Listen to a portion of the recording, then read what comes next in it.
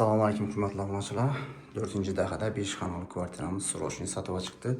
Narxı 460 milyon, dokumentlər təyər. Podezdən girib gəldim eşikiniz.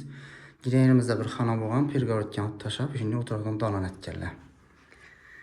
Dalışıb yedi 2 zalı, bir xir rəzmirdə düşkən, bir anda 2 spalni, banisi bir yana düşkən. Bir anda tuvaleti, dini gələşkən.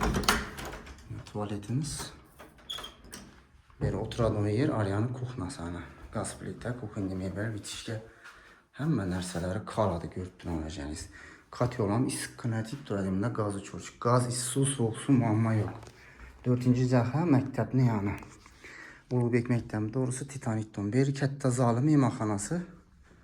Yine acayip bolit durubdu. Zimaleta kondisionerlərim var. Pades tarafa qaralan aynalarımız. Aynalar həm yeri ayna işki almışlarına. Aynaları plastik. İşikləri MDF. Bir də xuddi şu rəzmirdə 5,5-a 3,5 rəzmirdə çıxən kətdə zalı yenə bir. İbəyanda bir spalnisi. Yenə. 5-ci xanası en kiçkinə spalnisi bu.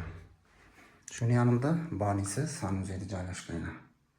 Da patolog kafe. Akuratni köp nərsələri kaladı. Əksən bir şey divanın əki təməndə tutula tez zor bilən. Gəlirsiniz də bəlkə bunları kaldırıp getərlər. 460 milyon tez. Şunun cay kadar bir yan danışlatacaq qolunu. Like basıp etibarlarınız üçün rəhmət, sağ olun.